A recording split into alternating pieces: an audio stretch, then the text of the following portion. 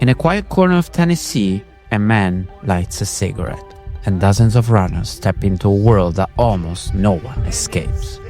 His name is Gary Cantrell, but in ultra running, he's known as Lazarus Lake.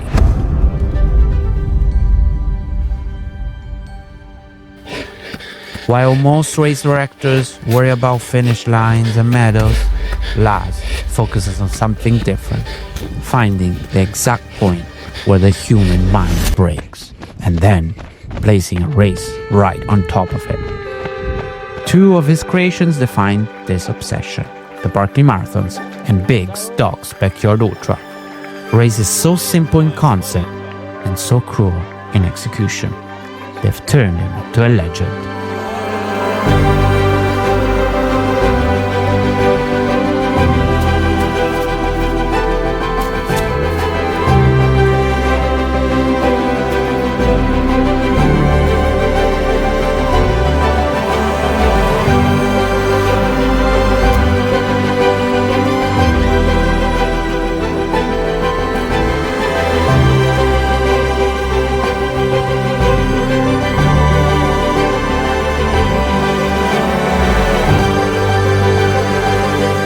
Gary Cantrell grew up exploring these Tennessee woods, backpacking, scouting, learning how to suffer long before he knew that suffering could be designed. In the 1970s, he became an ultra runner because ultras barely existed. So he built races that he himself wanted to run: small, gritty, honest. His first was the Strolling Jim 40, a brutally hot 40-mile run with no glamour and no shortcuts. Not the kind of event that attracts the crowds, but exactly the kind that attracts people who want meaning. Over the years, Laz became something more than a race director, a myth maker, a provocateur, the evil genius of ultra running. But the truth is simpler.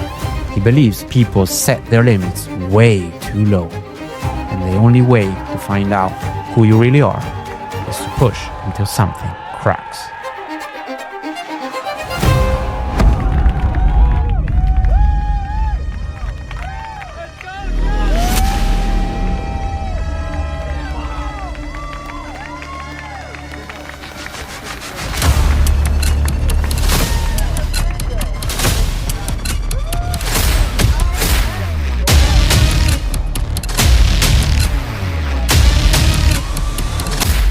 The Barkley Marathons were born from a joke. In 1977, prison escapee Jamie Earl Ray fled into these mountains. After 54 hours, he had covered only about 8 miles. Laz laughed. 8 miles? I could do at least 100. He wasn't wrong. But the race he created became something else entirely. Barkley is 5 loops of about 20 miles. But everyone knows it's more, much more. Unmarked trails, brutal climbs hidden under briars, fog thick enough to erase the world. To prove they've been there, runners must find books hidden in the woods and rip out pages matching their bib number. The book titles are usually jokes about failure, pain, or death. Dark humor, but very on brand. There are no aid stations, no GPS, and checkpoints are just vague memories in the forest. The start time? Secret. Runners get 1 hour's notice when Laz blows a conch shell. The race officially begins when he lights a cigarette. A ritual both absurd and deadly serious. In nearly 4 years, only a handful of humans have ever finished all 5 loops. Some years, 0 finishes. In 2025, after the historic breakthroughs of 2023 and 2024, Laz made the course harder again. And no one finished. Because Barkley isn't a race you train for, it's a puzzle, and the puzzle is designed to beat you. But when someone does beat it, it becomes legend.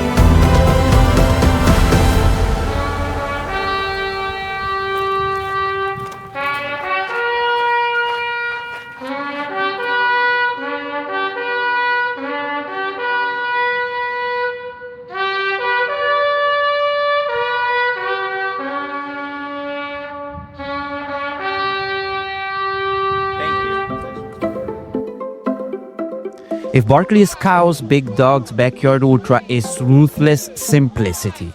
Created by Laz on his own farm, the backyard format is the cleanest psychological trap ever built in running. One loop, 4.1667 miles or 6.7 kilometers. You have 1 hour to finish it. Start a loop every hour, on the hour, until only one runner is left. That's it. The rules are so simple a child could explain them, but the consequences, brutal. Inside these orange lines, every bell. If you're outside the line when the bell rings, if you're like this, you're out of the race. That's it. You're done. Be in the corral when the bell rings every hour. When the bell rings, you go. If you're tying your shoe, get out of the corral, then finish tying it. Run the lap, no aid, no dropping stuff off. It's really simple. Every year, we have to disqualify somebody. We do not want to do that. It's terrible. Trust me, I think there's runners here who have been disqualified. Just do that simple thing. Be in the corral. Start. Run the lap till it's done. If you have something in your hand, if you still have your teddy bear, carry it. When you get back, you cross that line, you're finished. You're free until the next bell. One last thing I wanted to say. Starting here at the in front of the timer's table, there's 9 flags. We call them our political prisoners because of the way the world is. They qualified, they wanted to come, they can't be here. It could be a visa, it could be a war.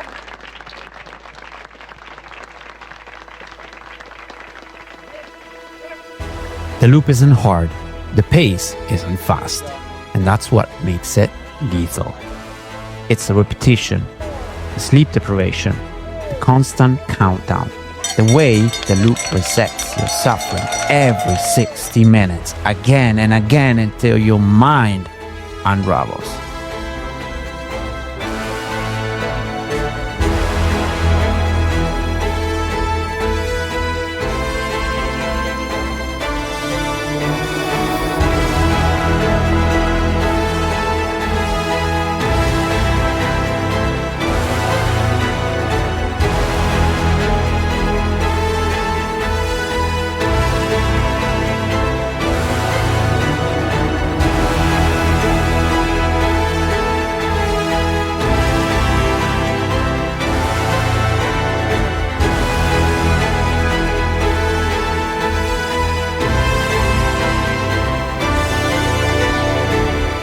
There's no second place.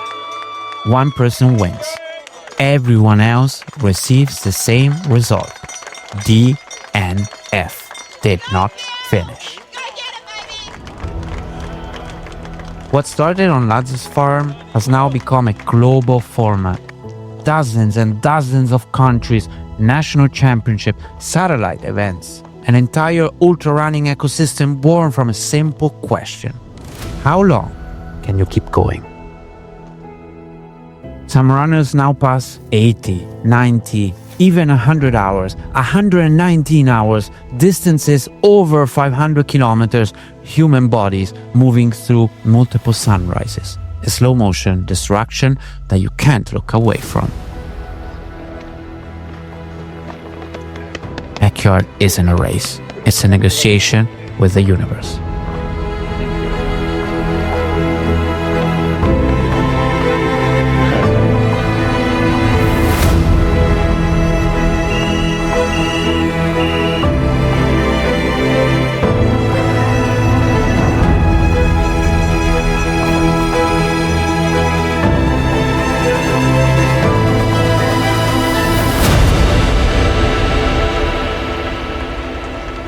What makes Lazarus Lake so fascinating isn't the cruelty of his races, it's the honesty. In a world of comfort, convenience, and created success, his races offer something that almost doesn't exist anymore, a place where you can't hide. At Barkley, the forest decides. At Backyard, the clock decides. And at both, failure is not the exception, it's the expectation.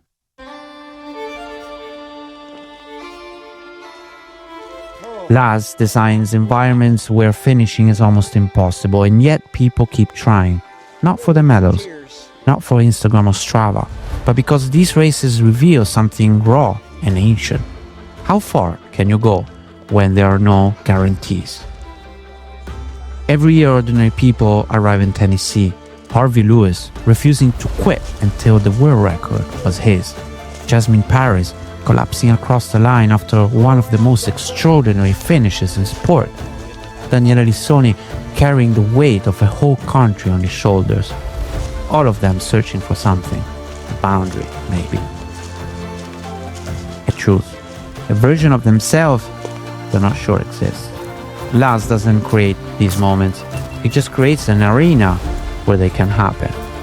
In the end, that's why his races matter. Not because they are brutal, but because they're real. And sometimes in the middle of the Tennessee night, under a yellow gate or a backyard corral, someone discovers that the impossible is just a little further away than they thought.